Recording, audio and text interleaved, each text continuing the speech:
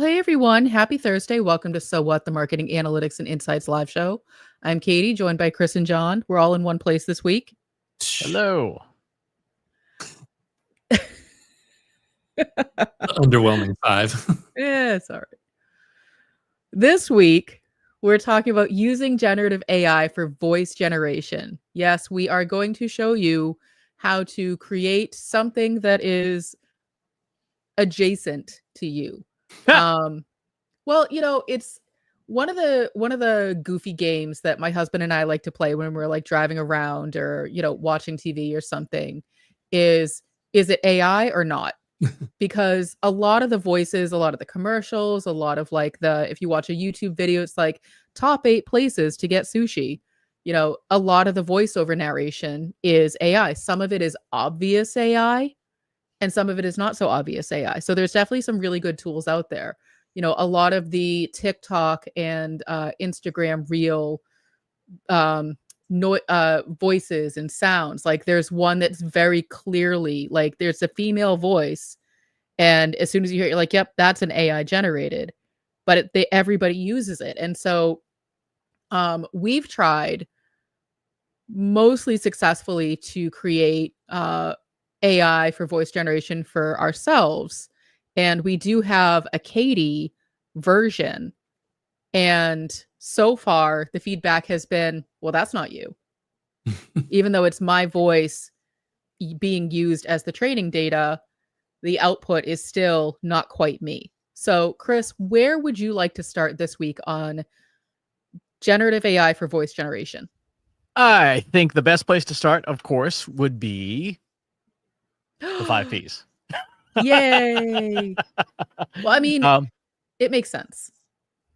It does. And specifically, voice generation, the technical term is called text-to-speech. So there's 2 variants of audio.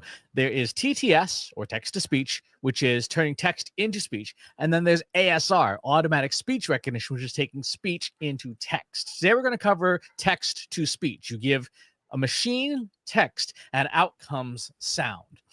And there's a variety of different reasons why you might want to do this. So let me show you let's talk about what some of those reasons might be. The main reasons, one of them is accessibility, right? So if you have content, say on your website or things like that, and you have people who are vision impaired, you can provide an audio version. One thing that people forget about a lot is that it's not just vision impaired people who find value in audio content. There's also, call it what you want, call it neurodivergence, call it this or that. There's a lot of people who want to listen to something, or they want your content in an audio format so that they can listen while they do something else.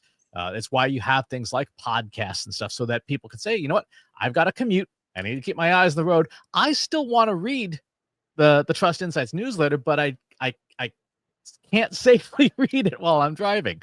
Or I'm at the gym, or I'm in the kitchen making dinner, and I want to keep up on things, but I need to be able to listen only. So that accessibility matters a great deal.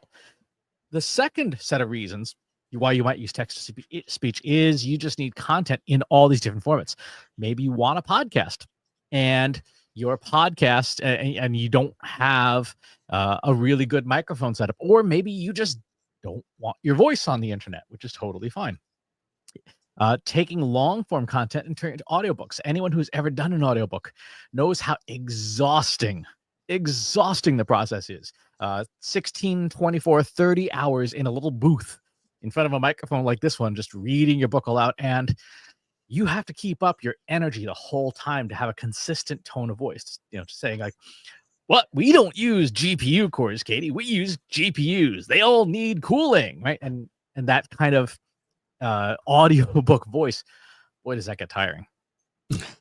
You might have dedicated audio guides. You might want text-to-speech for dedicated audio guides. So imagine you're in travel and tourism, and you might want to generate an audio guide for the museum that you operate, and have people be able to listen.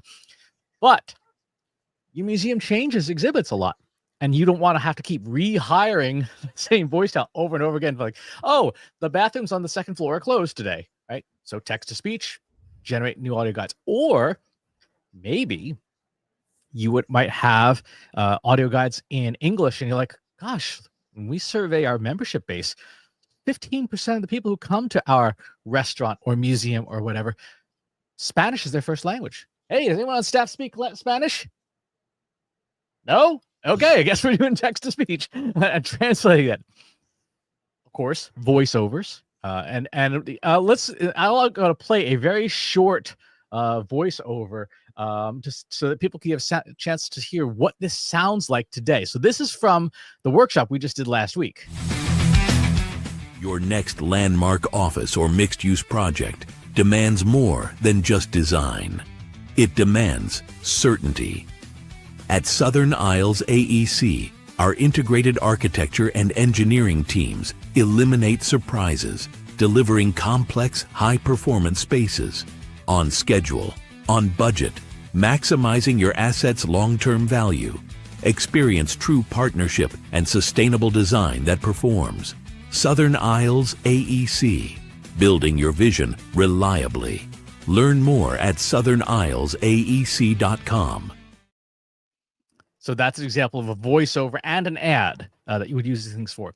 You might have an IVR phone tree, and you might want to upload new files. So if you have a customer service line and you own a restaurant, you might say, thanks for calling our restaurant. Today's specials are, and you don't want to record that every day because that gets old after a while.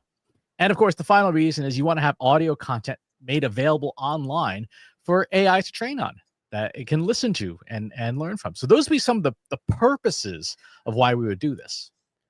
I desperately wish that this technology existed 15 years ago when I was in the throes of creating a computerized version of a substance abuse intake tool, because we had a voice over component to the intake tool. It was computerized assessment. And so you could shut the audio off, but most people listened to it because it read the questions out loud. And the population that we were serving, the literacy levels were lower.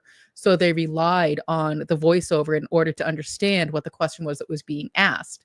And because it was an intake tool for the substance abuse population, as new opiates and stimulants were hitting the market, we had to update the intake tool with those new drugs and add the same 4 or 5 questions about every single drug.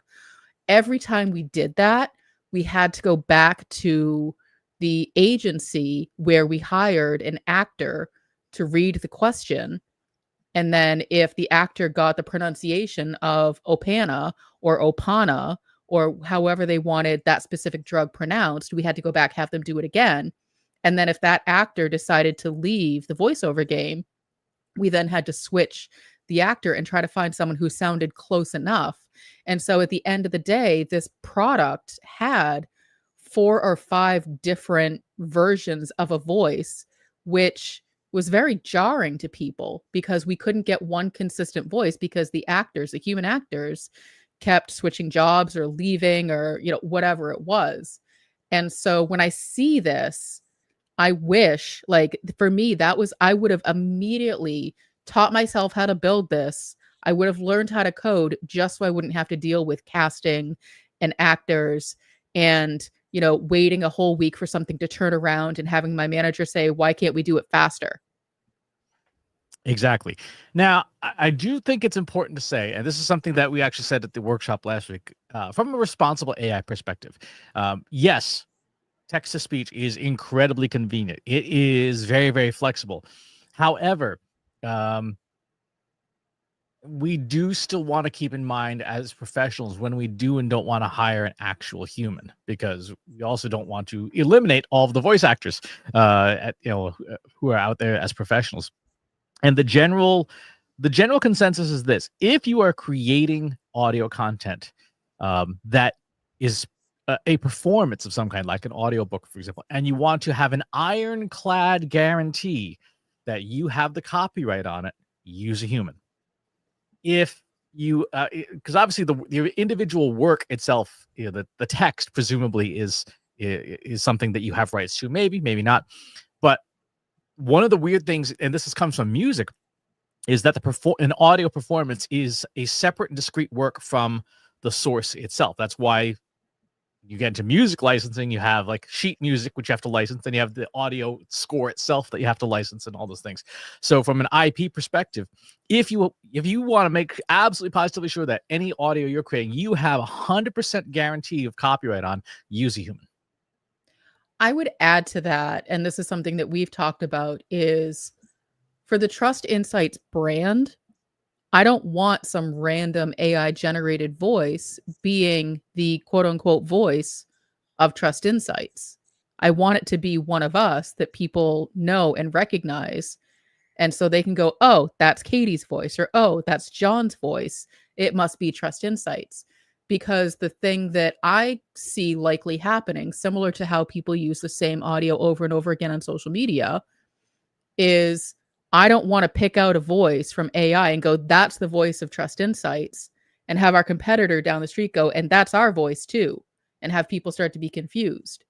Now, that's not to say someone couldn't spoof one of our voices, but our voices, we are the voices of our company, our brands. So I don't want to let AI be a stand-in for me. Right. So that brings us to the second platform, which is the tools for generation. What does the landscape look like? There's 3 variants. There's pure text-to-speech tools that are dedicated to making text-to-speech. There are hybrid tools. For example, most people may not know this. Your operating system, whether it's Mac or Windows, whatever, has a text-to-speech component. You can highlight some text on your computer and say, speak it aloud. And with a very robotic-sounding voice, you will get something that sounds that reads it aloud. And there are tools like Notebook LM, for example, that are not designed as a text-to-speech tool, but they have those capabilities in it. Same for things like the script, for podcast editing, and so on and so forth. So that's sort of the landscape.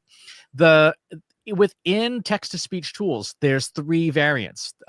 There are tools that are just speech generators. Google's text-to-speech, for example, is just a speech generator. There are tools that are cloners that have obviously built-in voices, but also you can clone your voice, like 11 Labs. And then there are open source tools that offer hybrids of that have a very, very high barrier to entry from a technical perspective to install, but are relatively inexpensive to use. The cost of compute. So part of what we're going to talk about in just a bit is how do you know what to choose? But those are kind of the options for right now.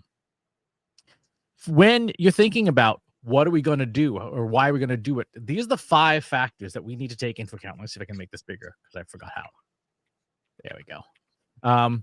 The 5 factors are, what are you willing to pay?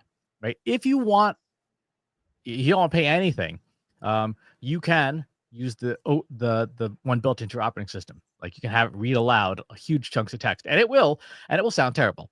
You can also use open source tools if you can figure out how to get them installed. Good luck. I am still wrestling with MLX audio, and I've been trying for like 3 days now. And then if you're willing to pay some money, and it can be anywhere from, $25 to $80 a month, possibly more, depending on your use cases, you get access to state of the art, but you get a bill at the end of the month. For speed, one thing people wonder about is, do you need real time? Or is it a canned product? Like if it's a podcast, it doesn't need to be read aloud real time. If it is an interactive voice guide on your website, it does need to be real time. And there are considerations for that. How much are you speaking aloud? Any of the web interfaces, the consumer interfaces, they can't handle more than a page of text. And really, a lot of them have 5,000 character limits and stuff, which is not a lot of text. So if you would need big chunks, like someone asked me once, how do I convert an entire book into an audiobook? I said, well, yeah, you buy a subscription to 11 Labs, you upgrade or to Google's cloud, and you feed your textbook, you feed your book into it programmatically, piece by piece, and you sew together the chunks at the end programmatically. It's a pain in the butt. Quality. What level of quality do you want? Again, if you're trying to do it cheap, it's the old fast, cheap, good. Choose 2. What voice do you want? So to your point, Katie, brand alignment matters. Should it sound like Chris Penn or Katie Robert, or is it okay if it sounds like Google Chirp's AOD voice, which is a very nice voice? And the last one which we alluded to at the beginning, is ethics. Do you have the rights to use those voices? Just because you can doesn't mean you should from a technical perspective. I have a couple of celebrities cloned in my 11 Labs account because I was able to clone them before the restrictions, they implemented the restrictions on them, and they did, and those voices are grandfathered in. I do not have the rights to use them. So in any public facing content, I ethically cannot use those voices. I can make stuff for my own amusement, but that's about it. Mm-hmm. John, I don't know if you've done this, but when I'm writing something like in a word processor, like a Google Doc or a, oh my gosh, Microsoft Office, they have the ability for you to have it read back to you out loud. So it sort of like falls under the free bad quality. But if you're editing, it's helpful to have something read back out loud to you so you can tell if it sounds coherent or not. Is that a use case that you've ever used? Yeah, well, it's just what Chris had mentioned before, recording an audiobook. I've had the manuscript sent off to 2 different editors and all cleaned up. And then still, as I'm doing the audiobook, I'm like, oh, wait a minute, that's not right. This isn't done. And so, yeah, until you get a human voice reading the thing out loud, you're still not done. And yet the opportunities for this are just amazing as far as automated stuff, like you're talking, weather reports or menus or just anything that is changing all the time. This could just make all that painful headache go away as far as having, somebody having to sit down and name all the foods on the menu or, projects like that. Like this can make that stuff go away. Exactly. When I call my vet's office, the chief surgeon at the vet is the one who did the menu. So you have to thank you for calling, blah, blah, blah. If you want to do this, press 1. God forbid they change that menu and that poor guy is going to have to do it again unless they do something like this. I would imagine that his time is better spent treating animals than recording, telephone menu options. One would think so. Okay, so that brings us to the process itself of getting this up and running. If you're going to do voice cloning, 11 Labs has a pretty decent setup, but this is true of everything: is garbage in, garbage out. If you record some crap on your iPhone and you bring it into the system, it's going to sound like crap. There's no getting around that. So you need high quality samples recorded off a good microphone, or if you don't have access to a good microphone, it is not a text to speech tool, but it is an audio improvement tool, and that is it's called Adobe Podcast. If you go to Adobe Podcast and go into enhanced speech, you can hear how effectively this tool can clean up speech and turn it into something that is somewhat studio sounding, not perfect, but it can take mediocre audio and give it a nice lift into decent audio. It can't take crap audio and turn it into great audio because, again, it's garbage in, garbage out still. But it can take, if you have nothing else but like your phone, you can say, okay, I'm going to record this, and as long as you're like close to the thing, you'll get a mediocre recording, and then you can put it into Adobe Podcast and get a good one. I've done this when I've been on the road. So if I'm recording a video, I'll do it on my phone and then have Adobe Podcast clean it up. I think for a lot of people, that's going to be a really good option because, depending on what you're doing, what the project is, not everyone has access to a good microphone or even the space to have a good microphone. Exactly. Certainly not something that you want to pack in your suitcase if you don't have to. I am that person. The next, this is a really important one. For text to speech, machines don't read like we do. You have to process your text for speakability. So that means taking out a lot of formatting and stuff, because it will read things aloud like asterisk, dash, etc. One of the things that I have done to dramatically simplify this process for myself is to turn it into a prompt. So in generative AI, let's turn this up so we can all see it here, maybe to 24. This is nice long prompt, and we'll put a copy of this in Analytics for Marketers. If you go to trustinsights.ai/analytics for marketers, you can get a copy of this prompt. But it basically says go through and fix all these things and produce 2 versions, one for a human narrator and one for an AI narrator. And the reason for that is because, Katie, for example, when I produce stuff for you to read for the In-Ear Insight, for the Inbox Insights newsletter, my writing is not easy to read aloud. No. It's filled with. Thank you for saying it. No, it is not. Exactly. And so in this example here, let me just bring this up. This is from this past week's newsletter. You can see how it has gone through, and for example, it has turned numbers into words. It has split out things like the DGX H100 pod, which is written, you normally write the text, but it spells out everything so that the machine will read it properly and it won't sound like total garbage. For fun, I've tried the original. It does not. No, they don't know what to do. No, I mean, well, it's funny. And if you're not subscribed to our newsletter, you can go ahead and get it at trustinsights.ai/newsletter. What we've started doing, because, as we are trying to market ourselves, we're a small company, we want to make sure that our newsletter is available in as many different ways as possible, sort of as Chris was saying at the top of the show. And so we have the written newsletter, which you can subscribe to. You can watch the newsletter on YouTube, and you can listen to the newsletter in podcast form. And it is me reading said newsletter. But every week I have to get through whatever it is that Chris has written for the data diaries. And I swear he makes it more difficult week over week. It's like tongue twisters. And, because Chris, you write about more of the technical side of things. And so as I'm reading it, in the GPUs, and I was like, am I saying NVIDIA correctly? I don't really know. We're just going to go with it. And then I got to the end and I think I was sweating. But Very it was possibly. me, the human.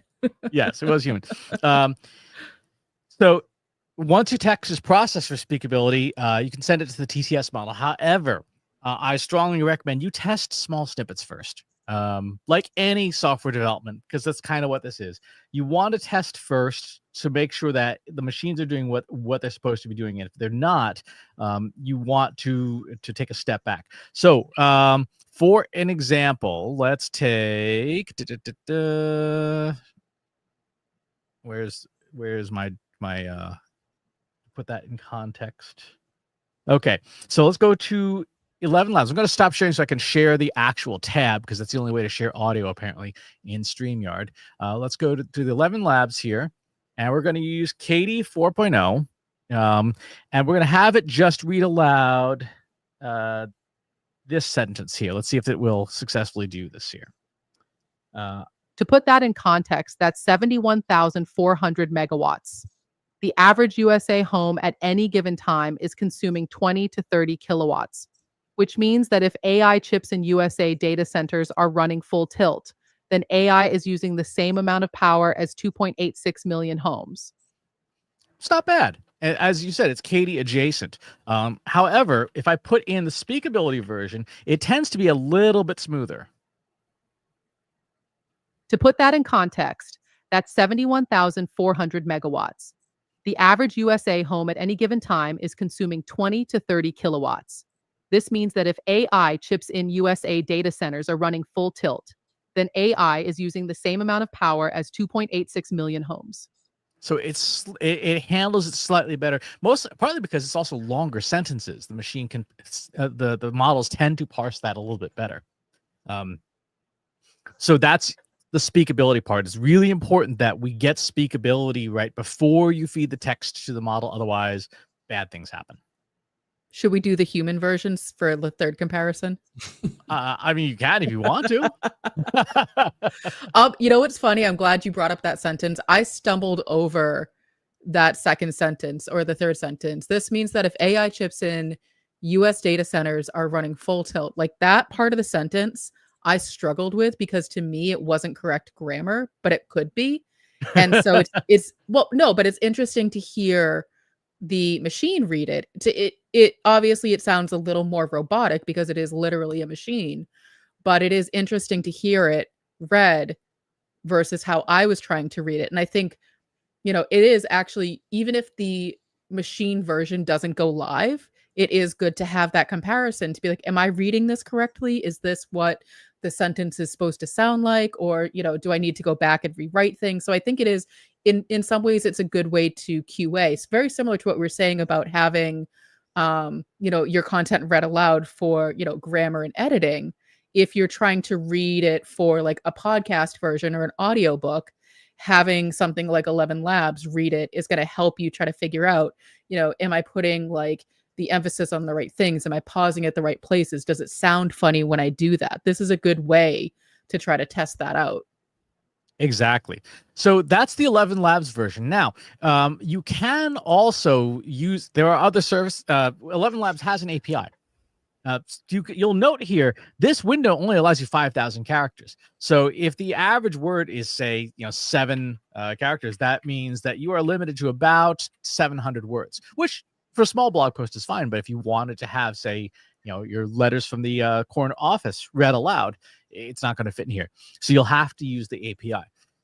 For Google's text-to-speech is entirely based in the API. They do not have an interface for it. However, what they do have are absolutely incredibly good sounding voices that if you've used Notebook LM, for example, you've heard these voices. And I will let me bring up what first, you heard the Katie version in 11 Labs. Here's what the Google version sounds like. In this week's Data Diaries, let's talk about sustainability.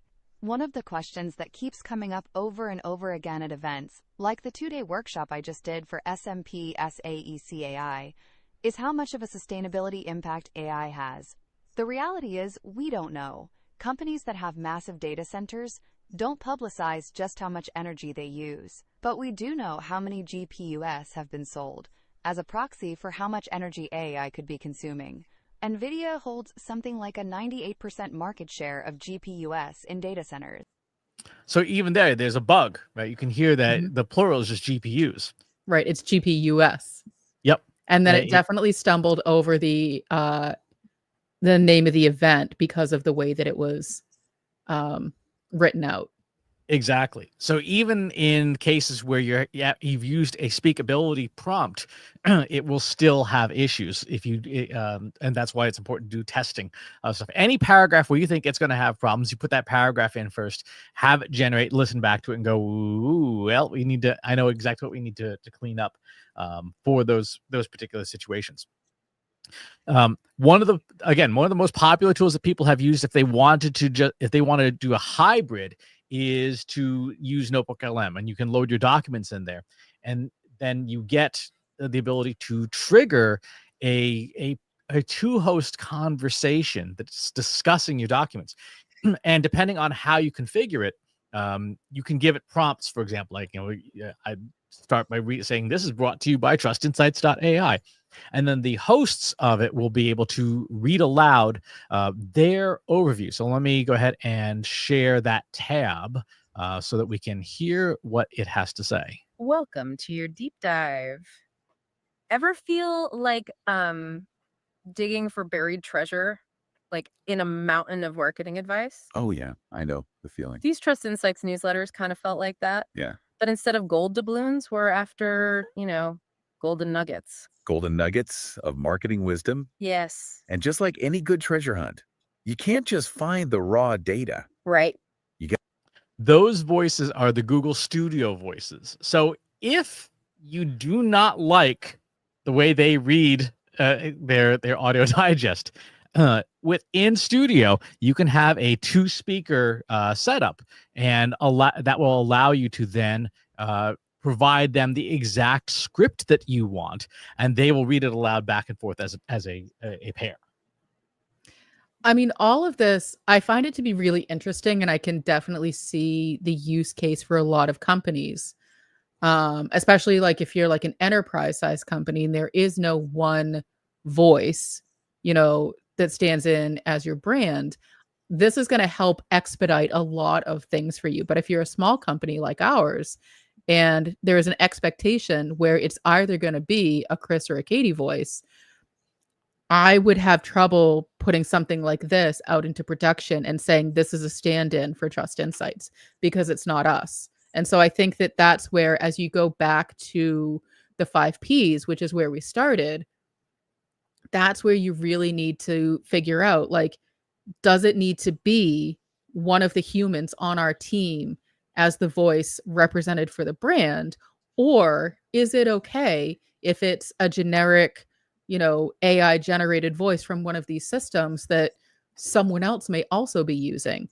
But that's okay because we're generating so much that really the purpose is that, it needs to be, someone needs to be able to access the audio versus it needs to be a brand voice.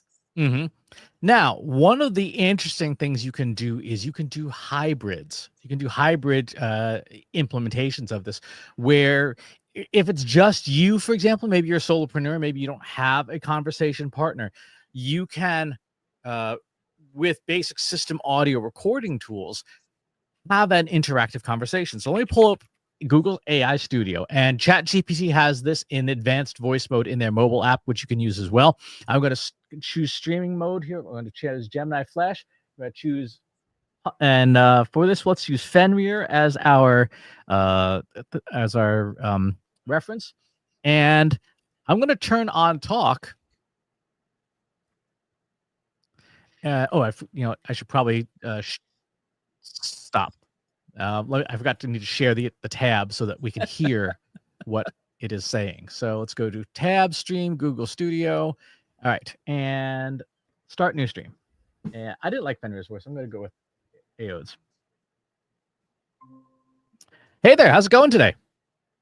It's going well. Thanks for asking. What about you?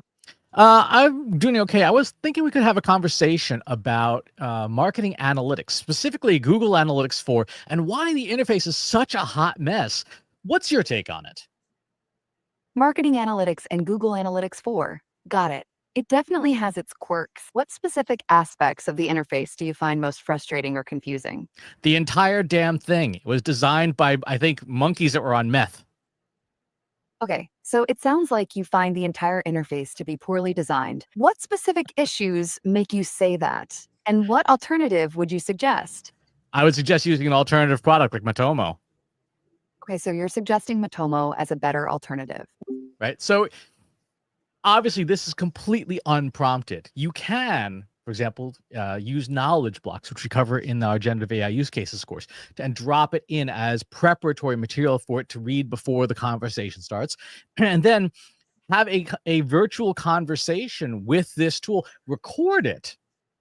And now it's your conversation partner. And you might even give it an interesting personality so that when it's having a conversation with you, you can be the star of the show, right? You can be like, okay, this is just gonna be an interviewer. It's gonna interview me and make me look like amazing. Yeah, otherwise it's gonna sound like a psych student fresh out of college trying to be a therapist. So how does that make you feel? Exactly. Like even just this short 30-second interaction made me want to throw my computer. Yep. John, I have a question for you. So obviously, you are the host of Marketing Over Coffee. And one of the things that I know from recording an episode with you is you record it in chunks. So you do the first act, you do an ad for one of your sponsors because if you didn't know, you can sponsor Marketing Over Coffee. And then you do the second act. And I'm wondering, for the sponsors, would you ever create a John Wall voice? Because people still have the expectation that it's you. You have a very distinct voice. Or, my dog. You have a very distinct voice. Would you consider creating a John Wall AI-generated voice to read the sponsorship ads so that you could not have to break up the interview into multiple parts? Yeah, there's some sponsors that want it, dead perfect to the script, and so that could work. One of the things that of the sponsors that come in, there's a lot of them that want it to be tied a little bit more to the content. So every week it gets tweaked a little bit as far as what else we're talking about or if there's anything that links to it. A more interesting one for us, because we're such a narrow focus, it's single sponsor, but for a larger podcast, I could see this would be a great way to do dynamic ads. You know, you could have one show, but it's actually serving up a slate of 5 or 7 different ads, depending on what the listener's into. You know, you could, like, there's no point to advertise feminine products if you know the listener's male. You know, you can target that. So now the advertiser is only paying for the demographic that's going to buy their thing. And that could give you a lot of ways to go. But for us, yeah, you know, a big part of the content is our take on the product and how it fits into the day and things like that. You know, they're not just looking to get the right people and throw them the standardized message. They're looking for a little bit more of a take. But yeah, you know, again, I can see how this is, and unfortunately it's bad news for voiceover artists if, you know, they're able to do tons of different ads and variants without having to sit through and record and grind through them all. But, you know, I'd argue that that's work that most people don't want to do at all. You know, doing the 65th flavor of a Coca-Cola ad or something is just a tough grind. Well, when can we expect the totally AI voice generated Marketing Over Coffee episode of Chris and John? I know we could just run that live one as is there and just keep asking us, well, what do you think? What do you think? I think that. You could actually train it diarized on our previous like 10 shows, train the voice and the speaking style for each, and then use Google's TT again, then use 11 Labs to just ping pong back and forth recording the segment. Because one of the things people forget about MP3 files. MP3 files are what's called a headerless, which means you can chop them into pieces and each piece will play as though it was a complete MP3. There's no header or footer. Like if you do that with an MP4 movie file, neither piece will play. It'll just like, hey, this is an invalid file. MP3s don't have that problem. And so you can cut your text and then, like John was saying, insert a new chunk of MP3 and glue it all back together. And we're getting like old podcast history, way back in the day, 2007, 2008, when Marketing Over Coffee first started. There was this company called Podshow. And Podshow, their big innovation was this thing they called DGAP, dynamically generated ad placement. All they did, the hosts had to hit certain timestamps. Which I remember folks like CC Chapman were like, this is ridiculous. I have to have it exactly 6-minute segments. But the system was designed so that it would drop in an ad made at that moment when someone requested the MP3 file for that show. So as advertisers changed, if you pulled the same episode of Marketing Over Coffee 2 months apart, you would get a different ad in that file based on the time it was generated. So you absolutely could do that, to John's point, if you had, you know, that level of detail about your listeners.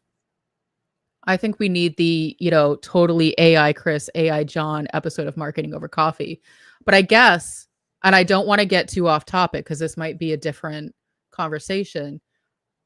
Let's say in a world where there's an AI Chris and an AI John just talking to each other, how do you ensure that the information is coming out correct? That it's not just hallucinating off the rails, off the dock, down into the ocean, and then off the planet?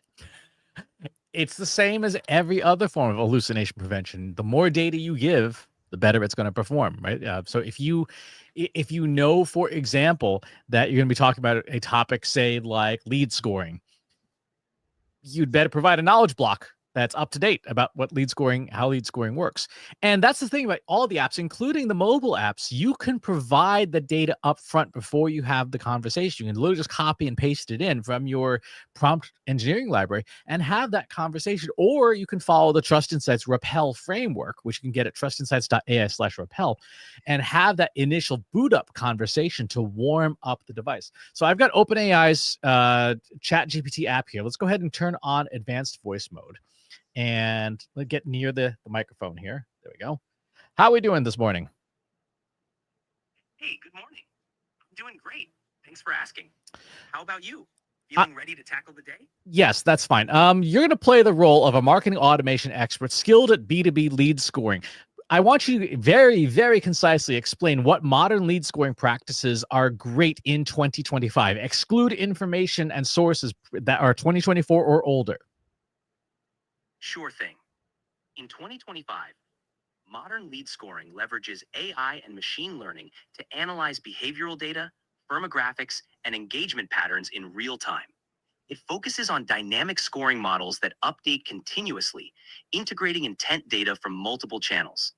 Predictive analytics and And so you can see after you follow the rappel process, you could turn on your recorder and using in this case speech to speech, have an interactive conversation with a generative AI tool.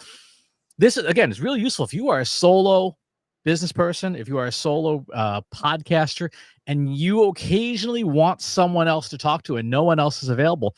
Fire up a text-to-speech app or an interactive AI app and have that conversation. And in doing so, you will create interesting content that people might actually be curious to see. Like, how do you, Katie, think when you're talking to a machine? How do you bounce ideas off the machine and brainstorm new stuff? I don't record them because it'd be kind of noisy. But when I go on long drives, like when I travel to the Marketing AI conference or to the event I'm going to next week, I will do this for hours at a time in the car, because at the end of the event of the conversation, all of the conversation is logged as text in your AI tool. And then you can, to say, summarize this conversation in outline format. And maybe you had like 10 ideas for your next content series, your next podcast. It summarizes them, it gives you work, almost finished work product just from that text-to-speech transcription. But that's not voice generation. That's you yelling at your phone. That is. Well, it's voice generation on its side, not your side. Right. And so I think what a lot of people, so I think that that's a useful process. And I know that you've written about it recently on LinkedIn and a few other people have. But I think where a lot of people are stuck is feeling like, oh, I have to use generative AI to create my voice doppelganger. And, I think, again, it goes back to the 5 Ps of, do you really? Do you need that? Is that something you need to spend your time building right now?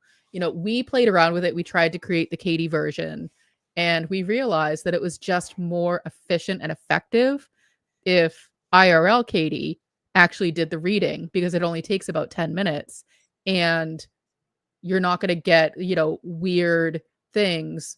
I tried to have it read something that we created. It was like, so what? And you can't go back and give it direction and say, okay, I want you to try it again, but I want you to try it a little bit more, whatever. Like, it doesn't work that way. The amount of work that you have to give to these machines to get it exactly the way you want it. That's where you have to make a choice of, do you need a human or is it machine? And that goes back to those initial use cases, Chris, that you gave in the mind map at the top of the show of, here's why you might do this. Is it a performance? Is it accessibility? Is it because your menu changes every day? Is it because you're trying to get something out the door really fast? Are you a small shop? Are you a large shop? Does it have to go with your brand? Those are all things that you want to take into account, because all of these things, AI, it's all software development. Software development takes time. Yep. So you have to have, you can play around with stuff, but in order to get it out into production, you should probably have a good plan. There's one more aspect, which is not text to speech. It is speech to speech. And this is definitely getting into slippery slope territory, but we can give this a try, because in a tool like 11 Labs, there is what's called voice changer. So I'm going to go ahead and hit record here. I'm going to read out this text. Enable microphone. Yes, allow. In this week's data diaries, let's talk about sustainability. Oh, I have to start. In this week's data diaries, let's talk about sustainability. One of the questions that keeps coming up over and over again at events, like the 2-day workshop I just did for SMPS's AEC.ai, is how much of a sustainability impact AI has.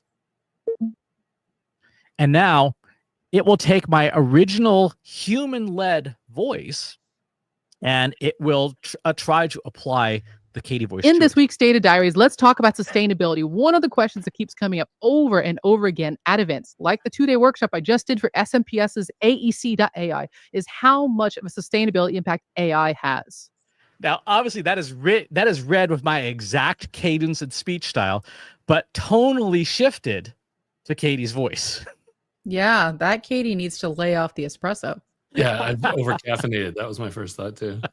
Yeah, exactly. Well, that's the way I speak, but it allows you to capture more human nuance in terms of how you speak compared to the way the machine interprets it. So if there's something where you can match the person's cadence and speaking style, it can apply the tonality to make it sound more like that person. That is clearly, obviously, still Chris wearing a Katie hat, right?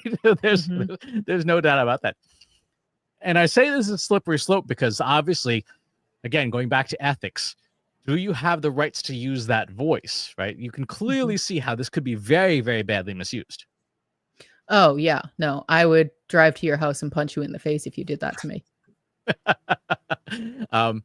However, if we think about in terms of basic use cases, suppose you want to go on vacation for 2 weeks, right? And you're like, I'm out of here, peace out. And you're like, well, we could try to front load, 3 weeks of content all at once, or just say, hey, that week, AI Katie is going to read aloud the newsletter, or maybe Chris will read it aloud, and whichever sounds closer to the actual Katie. That day I might have to have decaf. Yeah, well, and it is funny because when you think about the distinct brand voices, you and I, we do speak differently, but it is distinctive, and someone could very easily go, oh yeah, that's not Katie. Katie doesn't speak that fast at all, or Chris doesn't speak that. Well, I hate to say that I speak slow, but I speak slower than you comparatively. So it's not that I'm a slow talker, but compared to you, I am. Yes. In fact, in tools that are ASR tools, like we use Fireflies, one of the things it shows you is number of words per minute. You speak about 140, and I speak at 192. That does not surprise me at all. Well, and it doesn't, these AI tools aren't necessarily going to be able to factor in. I often say, and I was thinking about this morning, I often say that I'm a slow thinker and I'm slow to make decisions. And that's not to say that I can't make decisions, but when we're talking on the podcast, for example, and you ask me a question, I often pause for a second because I want to really process the information and think about it and call up any relevant data that I have about it before answering the question. That's how I speak. That's not how you speak. You call up data faster than I do. And, I don't see how that necessarily translates into, this AI generation, because that's a hard thing to mirror, because that's, very personal to me and very personal to you. Exactly. And so as we wrap up here, one of the things to think about, and I'll have to put this in the mind map, is disclosure. You do want to disclose use of AI, because yes, people will know, but if you disclose up front and say, hey, Katie's on vacation this week, living her best life in the Adirondacks, so you're going to get the AI version because she deserves to go on vacation. And that will help people understand. Yeah, it removes the doubt. Is that Katie? Is that not? No, it's very clearly machine generated. So wrapping up, this is what we covered today. The main reasons why you would use text-to-speech voice generation with AI. The 3 classes of text-to-speech, right? There's humans, which is your fallback, hybrid tools, and then pure text-to-speech tools. The 5 factors for consideration: cost, speed, volume, quality, and ethics. And then the process for doing this. The prompt, like we said, will be put in the Analytics for Marketers Slack group for the speakability part, and you're welcome to refine that. But any final parting thoughts? I'm going to start slipping in weird things in my speech so it's me and not AI. I'm going to start using the Matthew McConaughey voice just for everything, just like Instagram. What about you, Chris? If people are interested, I might record, because I've got a lot of driving coming up. I'm driving to Toronto for the SMPS event there.